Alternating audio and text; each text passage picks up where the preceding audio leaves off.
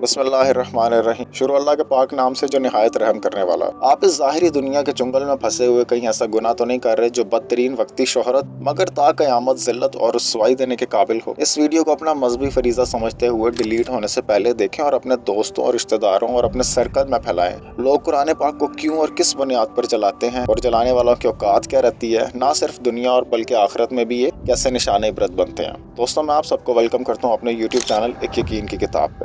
دنیاوی عزت، دولت، شہرت کے چکر میں لوگ ہمیشہ شیطانی حربوں کا استعمال کرتے ہیں۔ یہ کوئی بڑی بات نہیں ہے۔ شیطانی طاقتوں کو خوش کرنے کے لیے بد نصیب چیلے اور ایسے حربے کی تلاش میں رہتے ہیں جس سے شیطان کو خوش کیا جا سکے۔ اس کے لیے سچے مذہب کی ہمیشہ مذاق اڑانے کے چکر میں رہتے ہیں۔ سچے مذہب کی ہی بات کو ہمیشہ یہ لوگ یوز کرتے ہیں اپنی شہرت پانے کے لیے۔ اسلام کی بات کر رہا ہوں، مکمل سچا مذہب ہے۔ اور مختلف غلیظ سوالات اور چکر اس طرح کے چکر میں رہتے ہیں کہ کسی نہ کسی طرح اس کو ٹارگٹ کیا جائے، اس کو ہٹ کیا جائے، اور سیکھنے کی غرض سے نہیں، وہ بلکہ مذاق اڑانے کی غرض سے سوالات کرتے ہیں اور ایسے اقدام اٹھاتے ہیں۔ اور اس کی تاریخ اتنی پرانی جتنی انسانیت کی تاریخ ہے۔ شیطان نے اپنا کام حضرت آدم علیہ السلام کے آنے سے ہی شروع کر دیا تھا اور ابھی تک وہ جاری ہے، لیکن ان کا حال کیا ہوتا ہے؟ وہ صرف ایک نشان عبرت بن کر رہتے ہیں۔ اگر میں اسلام کے سٹارٹنگ سے اس کی تاریخ دیکھوں، بینگ اے مسلم، تو ہم جانتے ہیں کہ آج سے 1500 سال پہلے ایک عیسائی حاکم، عیسائیوں نے اپنی کتاب میں اس کو حاکم درج نہیں کیا۔ میں اوپنلی اس بات کو کہہ رہا ہوں، کوئی اگر چیلنج یا ریفرنس مانگتا ہے کہ اس کو عیسائی کیوں نہیں درج کیا جس کی میں بات کرنے لگا ہوں، تو وہ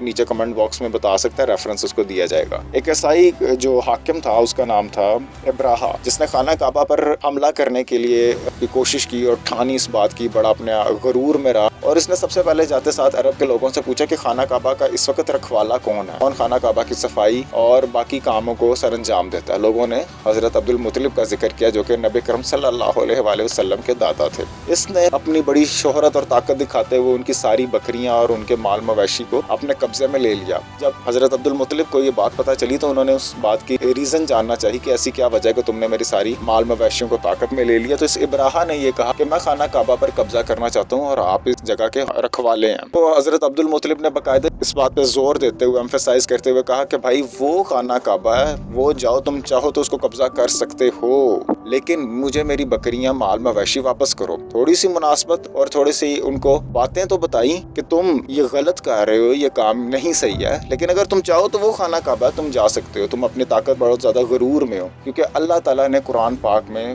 واضح فرمایا ہے کہ یہ ذکر اور ہر چیز کی وہ خود حفاظت کرے گا۔ اللہ تعالیٰ اپنی ذات کی، اپنی چیزوں کی، ہر چیز کی خود حفاظت کر رہا ہے، اپنی عزت کی، اپنے مال کی، اپنی طاقت کی، اپنے شعور کی، اپنے رتبے کی، اپنی عظمت کی، اپنی بڑائی کی، اور اپنے عاشق حضرت محمد مصطفیٰ صلی اللہ علیہ وسلم اور دیگر عاشقان اسلام کی خود حفاظت فرما رہا ہے۔ آج کل کے سائنسی اور شیطانی دور میں بھی اللہ تعالیٰ کی ذات ہی ہماری حفاظت فرما رہی ہے، ورنہ فتنے اتنے زیادہ ہیں کہ کسی نہ کسی فتنے میں ہم لوگ گھرے ہوئے ہیں۔ اور پھر اس نے حملہ کیا، انفارچونیٹلی اپنے طاقت کے غرور میں یا نشے میں لپٹا ہوا اس نے حملہ کیا، اور جو اس کا حال ہوا ہم سب جانتے ہیں۔ نہ صرف مسلمانوں کی بکس میں، مسلمز کے اسکالرز نے، بلکہ اس کو اسی کے ہی ریلیجن کے عیسائی اسکالرز نے اور باقی بہت سارے لوگوں نے عبرت کا نشان بنتے ہوئے اس کو دکھایا، اور اس کو ایک معمولی سے ایک جو پرندہ ہے ابابیل، اس کے ذریعے اس کی موت واقع ہوئی، اس کے پتھر پھینکنے کی وجہ سے۔ یہ آیا تھا اپنے ہاتھیوں کے لشکر سے اور ذلیل ہو کے گیا، اور تا قیامت یہ نشان عبرت رہے گا۔ اور اگر ہم آج کل کے دور میں دیکھیں، آج بھی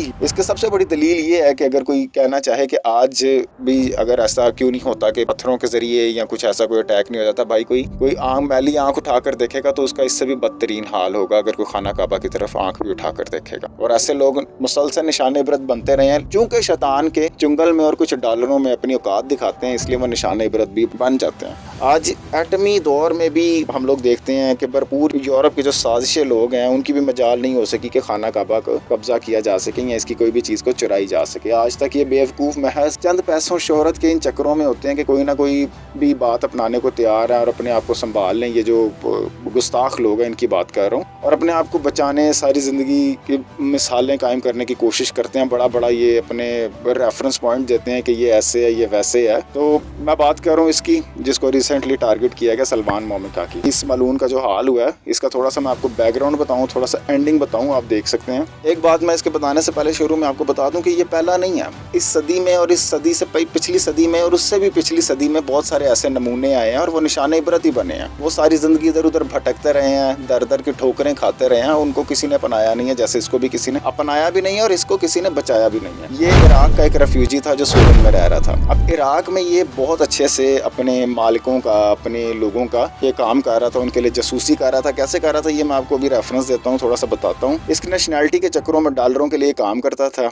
इराक में जारी जंग में कभी इसने अमेरिकी फौज या मासूम लोगों के मरने की बात, अलबत्ता हमेशा यूरोप की इमदाद, यूरोप और अमेरिकी एड, इनकी तारीफ करता हुआ नजर आता था और इनके हक में प्रोटेस्ट करता हुआ नजर आता था। इसकी ये कोई पहला केस नहीं है, इस तरह के बहुत सारे और भी हैं।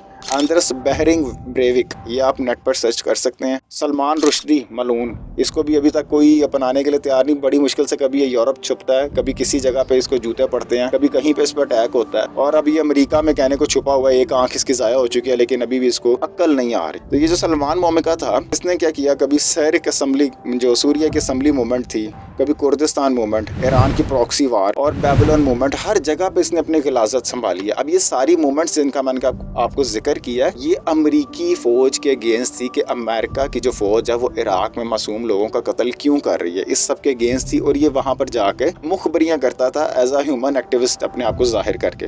लेकिन जब इसकी गलाजत का सबको पता चल गया और इसके लिए वहाँ पर रहना ज़रा मुश्किल हो गया, तो इसने यूरोप भागने में ही आफियत समझी। क्योंकि ये अमेरिका का या अपने बड़ों का पाला हुआ था, इसराइल का पाला हुआ था, इसने ऐसी हरकतें ज़रूर करनी थी जो उसके मालिकों को खुश रहे। ये नॉर्वे गया, वहाँ पे भी इसको मतलब इसकी साफ़ सुथराई होती रही है, इसको फैंटी लगती रही है। फिर भाग के स्वीडन आ गया, जहाँ पे अनफॉर्चुनेटली ऐसी मोनोपोलीज काफ़ी स्ट्रॉन्ग है मुसलमानों के अगेंस्ट काम करने के लिए। तो वहाँ पे अपने मालिकों को खुश करने के लिए नाउज़ुबिल्लाह कुरान पाक को जलाने की कोशिश करता था। और इसके हाथ में जो लोग कहते हैं ना कि ये एथीस्ट है या ये मुसलमान नहीं है, गूगल पे इसका रिलीजन लिखा हुआ है कि ये लोग क्लोज टू क्रिश्चियनिटी है, यानी एथीस्ट भी अपना कुछ किसी रिलीजन के साथ ताल्लुक जोड़ते हैं, लेकिन झंडा इसने इसराइल का पकड़ा होता है। वाह जी वाह, अब आप सुने, किस्मत इसकी देखें जी, हाथ में इसराइली झंडा है, मजहब कोई नहीं है, इसकी अकल का अंदाजा लगाएं। बड़ा हुआ है ये एज अ कैथोलिक, मतलब जो क्रिश्चियंस की एक टाइप है कैथोलिक की परवरिश में ये बड़ा हुआ है जी।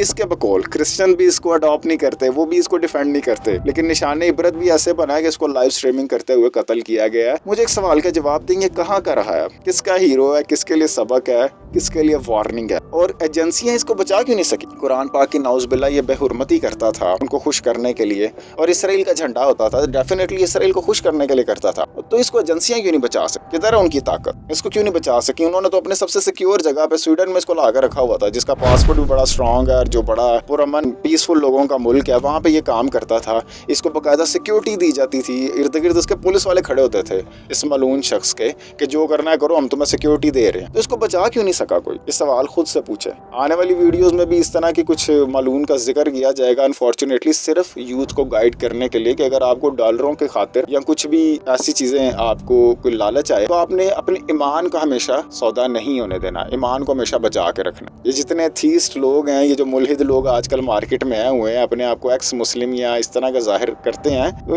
इनके भी बात करने के लिए कुछ नहीं होती। इन्होंने भी बहुत सारी ऐसी चीजें दिखाई होती है जो इनको खुद को सपोर्ट मांग रही होती हैं। बाय मियाँ कॉफी से मुझे पैसे दे दो, पेपाल से पैसे दे दो। इनको मालिकों से भी इतने पैसे नहीं मिलते, बस खुद कुछ बोल के अपने आप को ये राइटर समझ लेते हैं, और सामने बैठे हुआ जब कोई होता है तो उसके आगे इनकी बोलती बंद होती है, अकेले अपने यूट्यूब चैनल से ये कामयाब हो रहे होते हैं। इस वीडियो को एक मजहबी फरीजा समझ के फैलाएं, अगर आपको पसंद आई है, और इसको डिलीट होने से बचाएं। उम्मीद करता हूँ आपको जरूर पसंद आई होगी। अपना ख्याल रखिएगा। अल्लाह हाफिज।